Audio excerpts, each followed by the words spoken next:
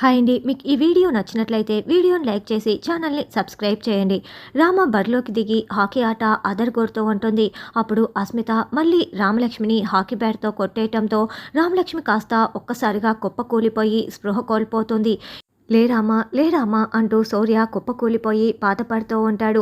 నేను ఆడలేను, ఇప్పుడు రామలక్ష్మి ఆడలేదు, ఇక ఓడిపోయినట్లే.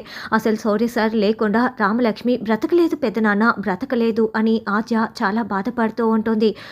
శౌర్య సార్ ఓడిపోయానని చెప్పి నా మెల్లో తాళి కట్టండి అని అస్మిత అంటుంటే అప్పుడే రఘురామ్, శౌర్య నువ్వు ఓడిపోవు, నా కూతురు ఎప్పటికీ కూడా ఓడిపోదు, ఓడిపోవడం కన్నా మరణించటమే మేలు. అమ్మ రామ లేమ్మా, నేనే ఒకప్పుడు ఈ ఆట ఆడొద్దని చెప్పాను, ఇప్పుడు నేను చెప్తున్నాను లేరామా అని రఘురామ్ కేకలు పెడుతూ పిలుస్తుండటంతో ఒక్కసారిగా రామలక్ష్మి కళ్ళు తెరిచి లేచి కూర్చుంటుంది.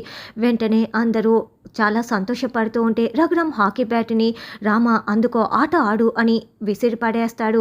రామలక్ష్మి క్యాచ్ పట్టుకొని ఇక ఆట ఎరగదీసేస్తుంది. రామలక్ష్మి గెలవటంతో అందరూ చప్పట్లు కొడుతూ ఉంటారు. శౌర్య రామ ఒకరిని ఒకరు హక్ చేసుకొని చాలా చాలా సంతోషపడుతూ ఉంటే నాన్న నేను గెలిచేశాను అని రామలక్ష్మి తంబు చూపిస్తూ ఉంటుంది. అలా రఘురామ్ రామలక్ష్మిని ముద్దులు పెట్టి చాలా సంతోషపడుతూ ఉంటారు. రామ ఆద్య శౌర్యని రఘురామ్ హక్ చేసుకొని చాలా చాలా సంతోషపడుతూ ఉంటే అస్మిత కోపంతో రగిలిపోతూ చూస్తూ ఉంటుంది. అలా చివరికి రామ విజయం సాధించి శౌర్యని గెలుచుకునేస్తుంది. తర్వాత అందరూ ఇంటికి వస్తారు, భోజనాలు చేస్తూ ఉంటారు. అయితే ఆద్య శ్రీను తనని రౌడీల నుండి కాపాడిన విషయం పదే పదే గుర్తు చేసుకుంటూ ప్రేమగా తానే స్వయంగా శ్రీనుకి వడ్డిస్తూ ఉంటుంది. అది చూసి రఘురామ్ వాళ్ళందరూ కూడా చాలా సంతోషపడుతూ ఉంటారు.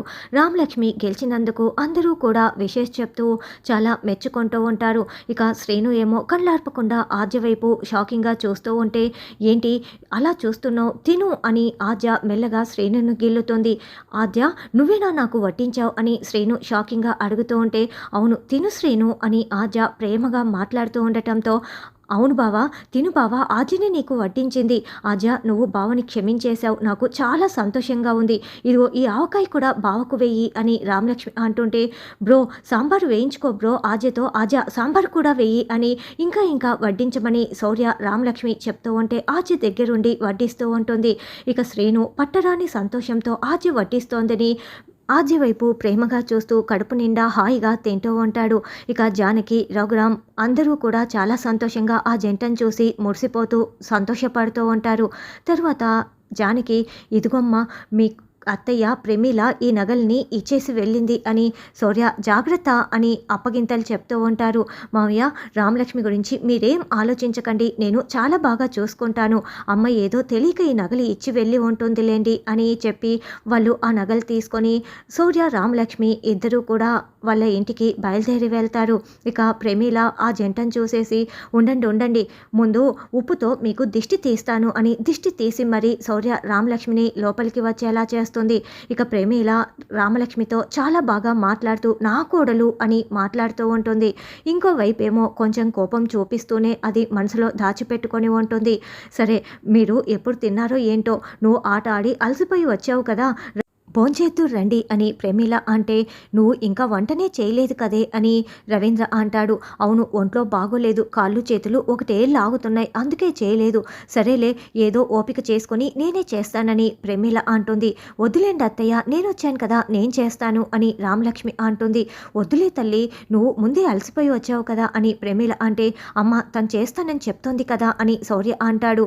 సరేలే అలాగే గిన్నెలు కూడా కడగాల్సినవి చాలా ఉన్నాయి, అన్నీ చేసేసేయి రామా అని ప్రమీల చెప్తుంది. ఇక రామలక్ష్మి గిన్నెలు కలగడానికి కిచెన్లోకి వెళ్తే అప్పుడే శౌర్య అక్కడికి వచ్చి తప్పుకో నేను చేస్తాను అని హెల్ప్ చేస్తూ ఉంటారు. సార్ మీరు గిన్నెలు కడగటం ఏంటి అని రామలక్ష్మి అంటే మీ ఆడవాళ్ళు మాత్రం మా మగవాళ్ళ పనులు చేయొచ్చు, మీ ఆడవాళ్ళ పనులు మేం చేయకూడదా ఏంటి, నేను హెల్ప్ చేసే తీరుతాను అని గిన్నెలు కడుగుతూ హెల్ప్ చేస్తూ ఉంటాడు.